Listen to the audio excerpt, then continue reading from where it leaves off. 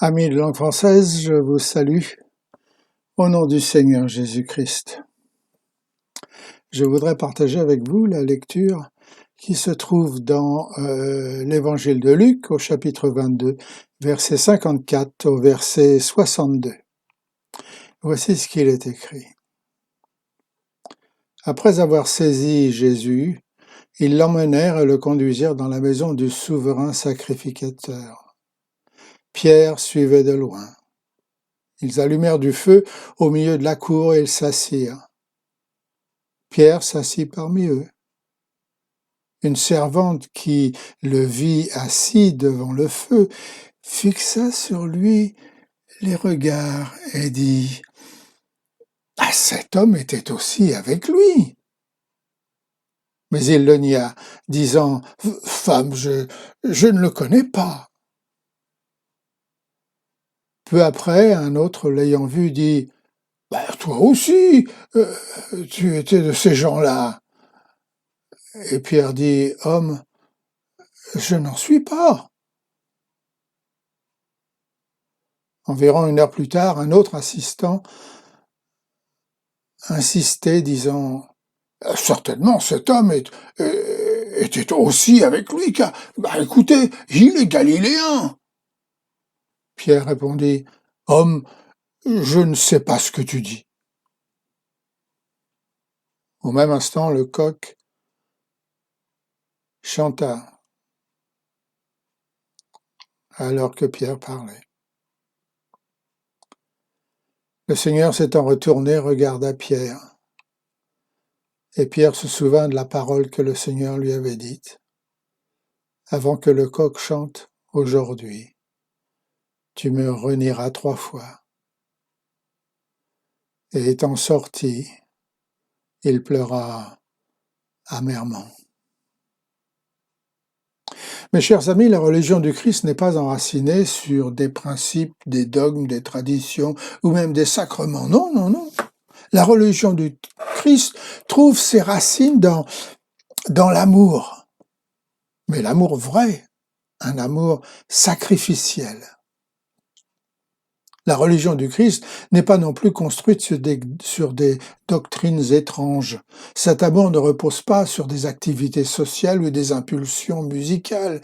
Il n'est pas érigé sur des théologies plaisantes et attrayantes, mais il trouve ses sources dans la consécration totale à Dieu. La vie du chrétien trouve ses racines dans le tout ou rien de la vie. Si vous voulez être disciple du Christ, vous devez tout quitter et le suivre.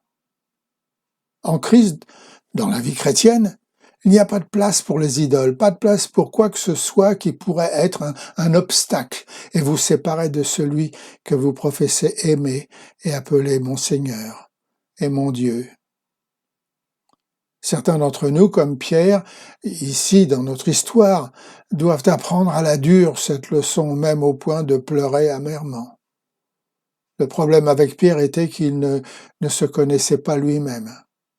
Et donc il n'était pas en état de suivre Jésus-Christ. Il avait besoin d'être ajusté à la tâche qu'il allait accomplir. Avant cet événement, Christ lui avait dit « Pierre, tu ne peux pas me suivre ». Et plus tard, Christ lui a dit à nouveau « Quand tu seras converti, soutiens et affermis tes frères ». Alors mes amis, je vous dis, le vrai moment de la conversion de Pierre n'était pas lorsque le Seigneur l'a appelé à être un pécheur d'hommes, mais au moment même où la première fois de sa vie, alors que le Christ scrutait son âme dans la cour du grand prêtre, Pierre découvrait ce qu'il était vraiment. Un pécheur égoïste, fier, orgueilleux, arrogant et de mauvaise humeur. Mais Major, Pierre n'était-il pas un disciple de Jésus-Christ, dévoué et attentionné? Christ n'avait-il pas appelé Pierre, et Pierre n'avait-il pas suivi Christ sur le champ, quittant son travail, abandonnant son bateau de pêche pour le suivre? Et Pierre n'avait-il pas tout, plus tard, proclamé qu'il avait tout laissé pour suivre Jésus?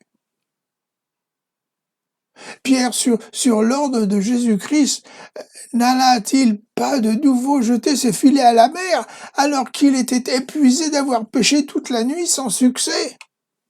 Et aussi, Major, vous avez besoin d'une foi forte pour marcher sur la mer tempétueuse. Répondant à l'appel du maître vient Pierre. Moi, je vous l'aurais dit, je serais resté dans la barque, je ne serais pas descendu dans cette mer en furie. Pierre était un homme, Major, touché par une sorte de discernement spirituel. Tenez, que dites-vous que je suis, dit Jésus aux disciples.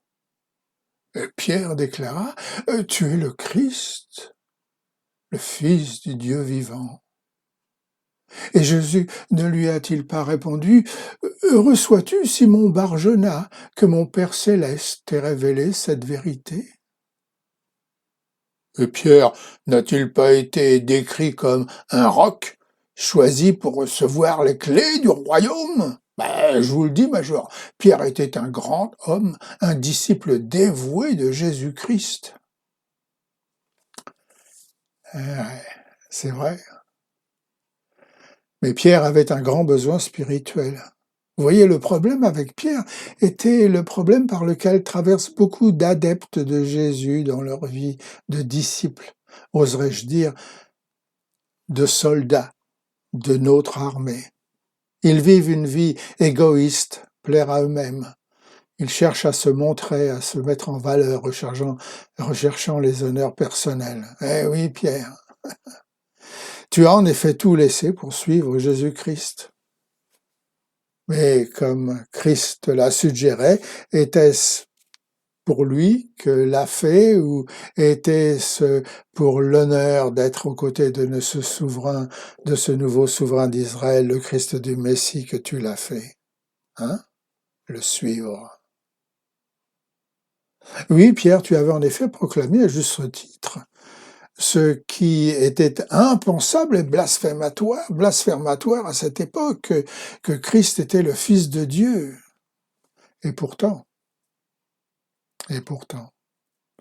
ne réalisant pas la grandeur de ce que tu as dit, tu lui as refusé, lui, le Fils de Dieu, le droit de mourir pour toi et pour nous. Jamais, Seigneur, cela ne t'arrivera, jamais. Matthieu 16, 22.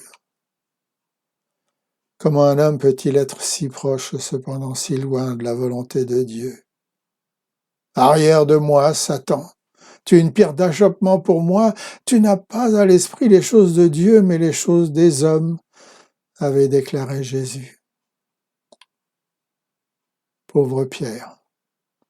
Au lieu de t'interroger sur qui parmi les disciples sera le plus grand dans le royaume de Dieu, plus lucratif pour toi aurait été de méditer sur la réponse du Christ. Si quelqu'un veut venir après moi, qu'il renonce à lui-même et qu'il se charge de sa croix et qu'il me suive. Et vous voyez, mes amis, l'appel à devenir un disciple de Jésus-Christ n'a pas changé depuis ce jour. Les conditions sont toujours les mêmes. Le besoin est aussi pressant qu'il l'était à l'époque. Le vrai disciple est celui qui s'abandonne totalement. Le vrai disciple se renie à lui-même. Le vrai disciple est celui qui s'est crucifié. Le vrai disciple est celui qui est mort à lui-même pour que Christ puisse vivre en lui et au travers de lui. Quel général a besoin d'une armée de soldats hésitants et craintifs? Quel monarque a besoin dans son pays de sujets infidèles? Quel patron a besoin dans son usine de travailleurs non engagés qui cessent de se concentrer sur leur travail vers 15h30 alors qu'ils devraient s'arrêter à 16h? Quel roi a besoin autour d'une table ronde de chevaliers déloyaux? J'ai faim, j'ai soif de sainteté. C'est le don que mon cœur implore. Je veux, Jésus, te ressembler, Jésus, toi que mon âme adore. Sur ton autel, je viens offrir la bonne opinion de moi-même, le péché qui me fait souffrir. Délivre-moi, puisque tu m'aimes. Voilà ce que nos premiers salutistes chantaient à l'armée du salut. Le penses-tu vraiment? Même si tous doivent t'abandonner, je ne le ferai pas. Je suis prêt à aller avec toi en prison et faire face à la mort si c'est nécessaire. Et vous voyez, Peter avait vraiment l'intention de le faire, mais Pierre ne se connaissait pas lui-même. Alors qu'en est-il de vous? Savez-vous vraiment qui vous êtes? Viens, Saint-Esprit, et sanctifie mon âme. De tout péché, viens purifier mon cœur. Et brûle en moi de ta divine flamme, ce qui n'est pas pour plaire à mon Sauveur. Est-ce là, mes amis, votre prière? Que le Seigneur vous bénisse et que le Saint-Esprit vous conduise à vous connaître, afin que vous puissiez servir votre Dieu avec force, sincérité et amour. Dieu vous garde.